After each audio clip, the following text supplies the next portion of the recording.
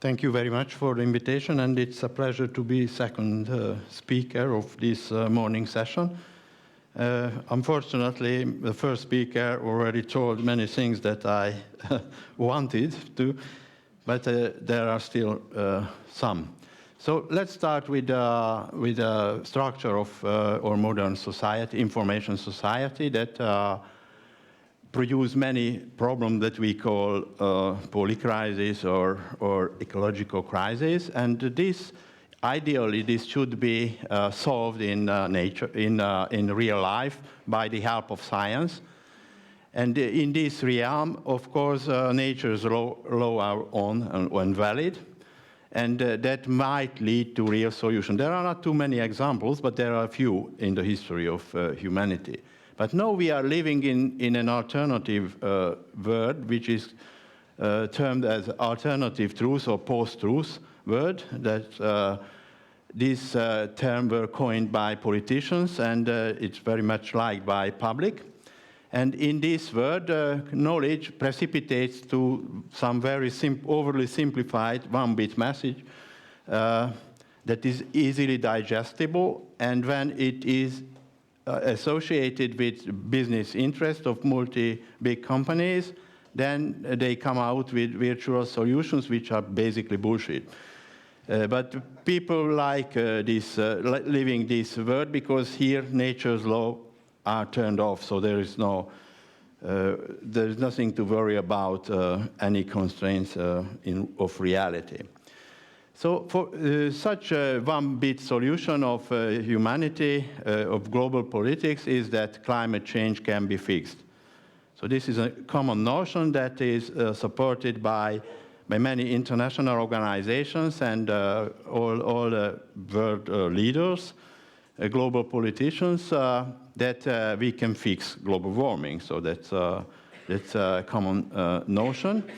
And this is fostered by the IPCC, the Intergovernmental Panel on Climate Change, which issues a roadmap for doing decarbonization and for getting rid of fossil fuels.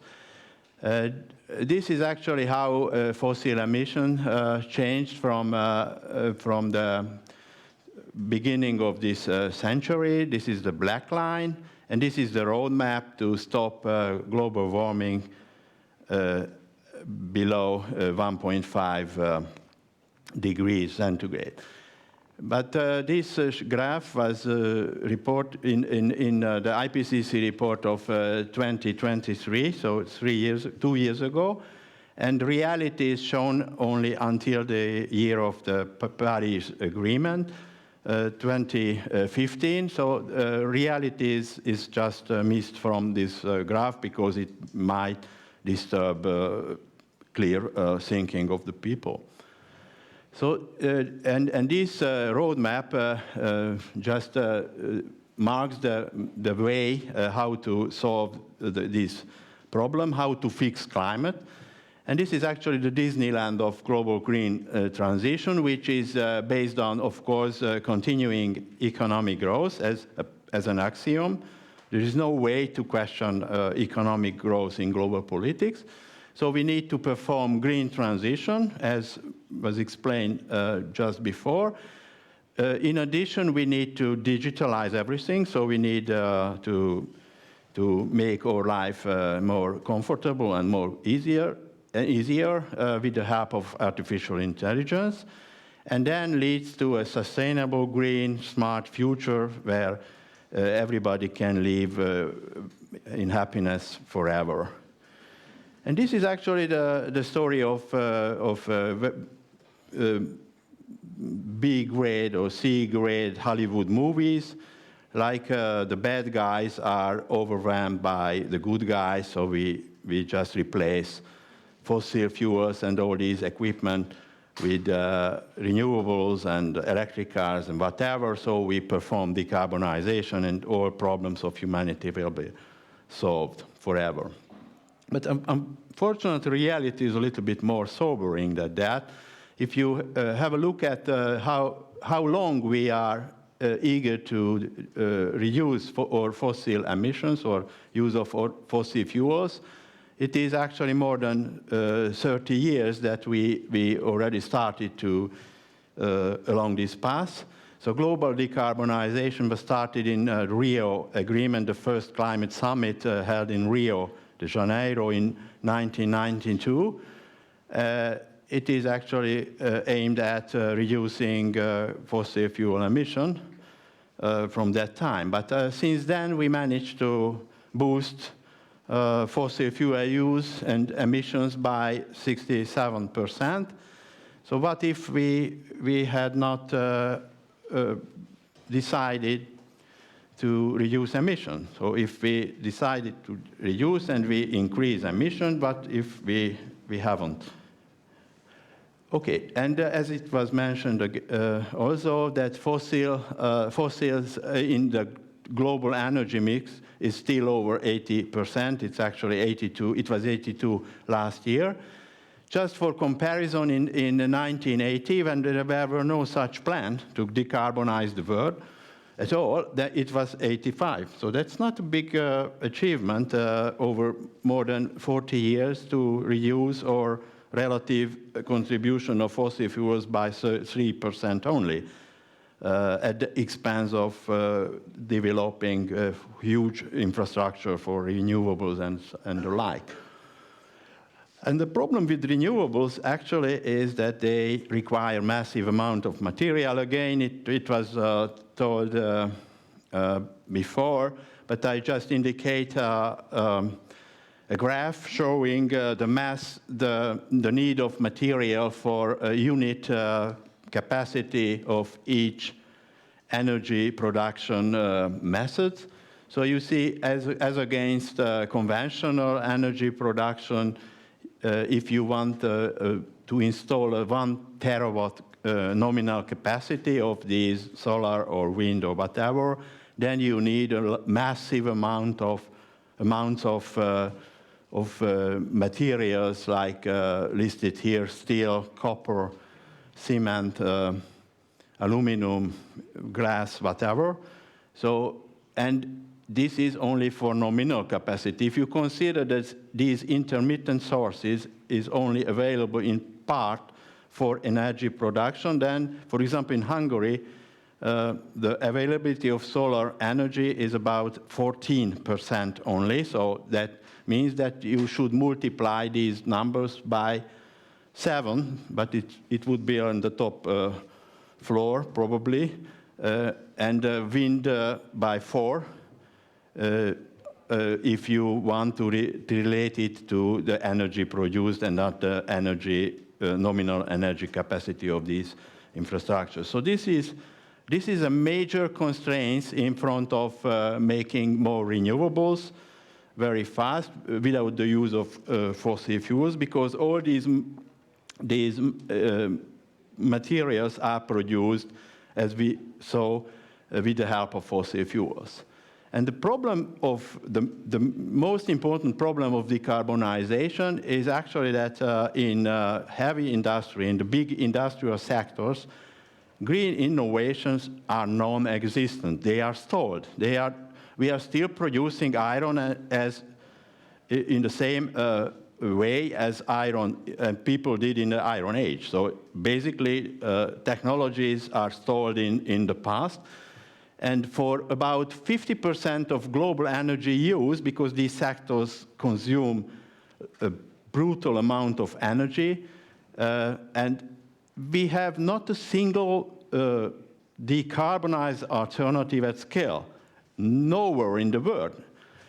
For example, these big four, these steel, cement, plastic, and fertilizer production that alone consumes about a quarter of the world energy, has not a single plant at scale operating without use of fossil fuel.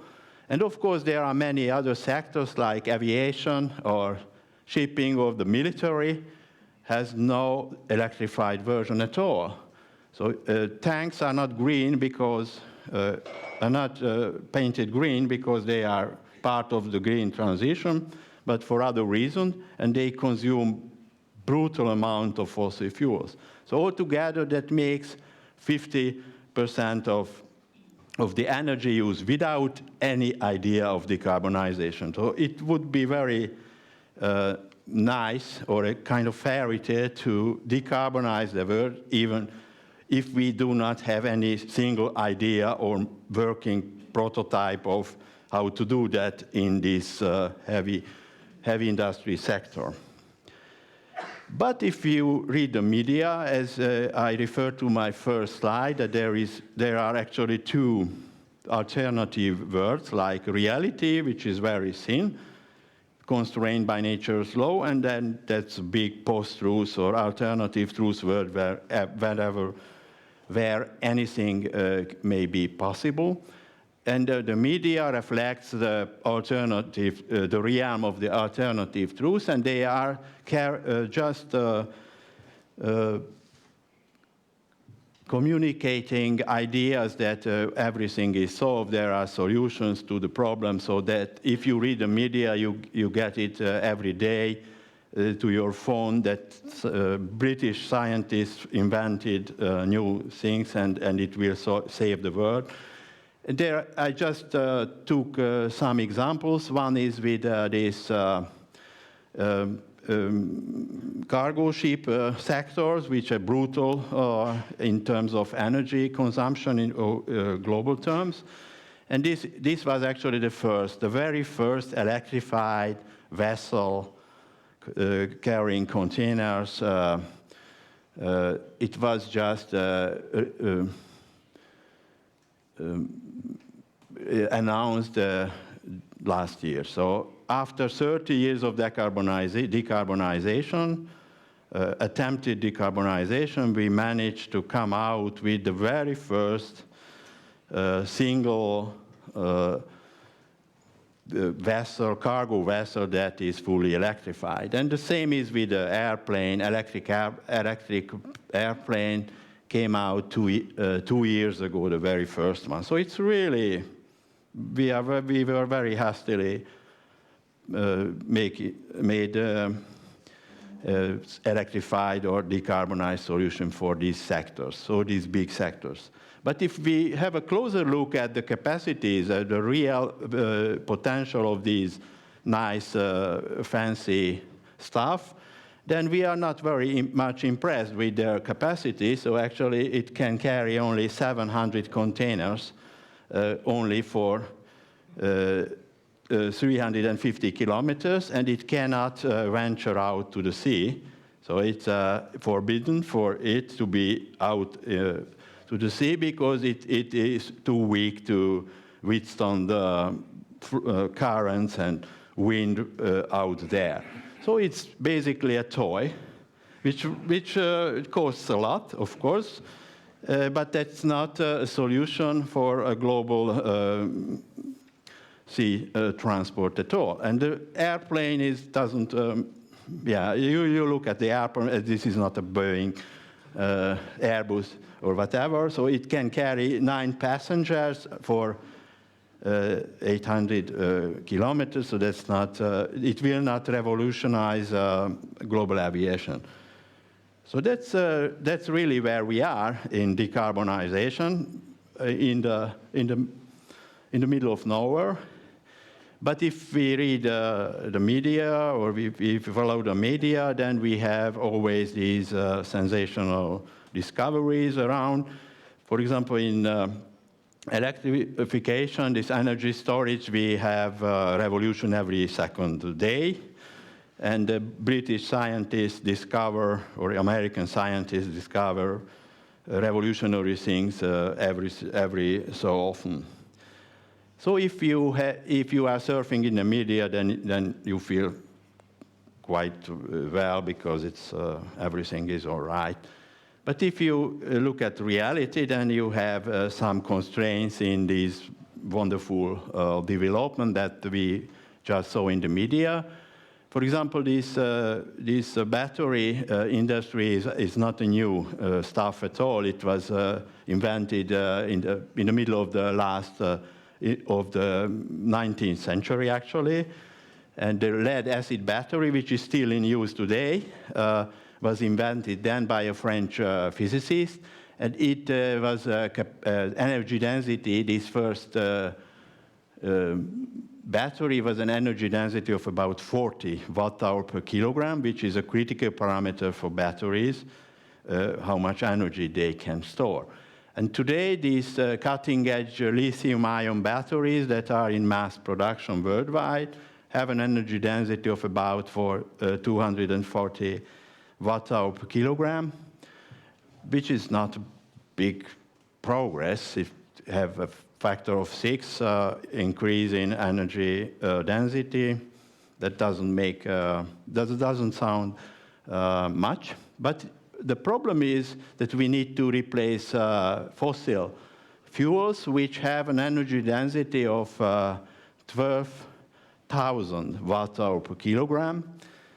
And battery revolution takes place in the red circle around the 0 here.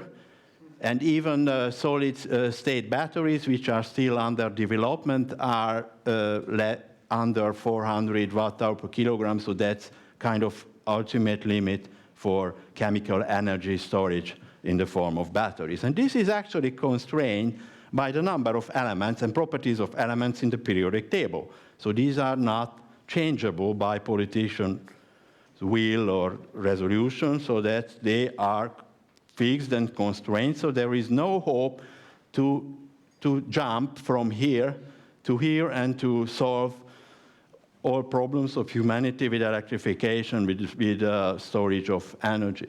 So that's a problem. Of course, if you look up in a Google that energy density of gasoline, you find it in megajoule, but that's not a big deal to convert one unit to another. So you can do it, and you end up with a number that is about 60 times as much as the energy density of the best batteries. And that's the main reason why we do not have any progress in these important sectors. We cannot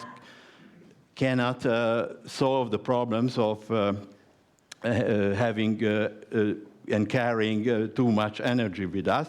And even in the realm of alternative truths, it's very difficult to imagine an airplane that uses a kind of lines from which it can gain electricity, like trams or trains do. So it's not possible over the ocean to have such a solution. So that's absolutely impossible to electrify these important sectors together. And yesterday, I just mentioned the science paper, which was by Swiss scientists for ETH Zurich. This is actually the paper itself, that we need to inject 5 million tons of diamond powder to the stratosphere each year to stop global warming. So this is, I think, just some bullshit that, unfortunately, with the cooperation of all the scientific world, there are bullshit coming out in scientific papers as well, not only in the popular media, that help us sustain the idea that everything will be green, nice, and perfect for the future. But what is the conclusion of these physical constraints and limitations? That just as you concluded in your talk, that if we perform this rapid green transition, which we won't want, but at least we want to. And besides, we just boost digitalization, which is a brutal energy and material consumer. And then we would not end in a sustainable, green, and smart future, but we face a brutal resource crisis. And we are approaching the point of collapse of our modern civilization faster than the business as usual scenario. So there will be no room for adaptation if we use up all our resources for these illusions that would never work in reality. So that would be time to wake up for politicians and for many people to face reality. And that I finish with the quotation by Aldous Huxley, that facts do not cease to exist because they are ignored. So that's a take-home message for all of us, that no matter how harsh this reality is, but we should keep our eye on them, because they will determine our life for the future. Thank you for your attention.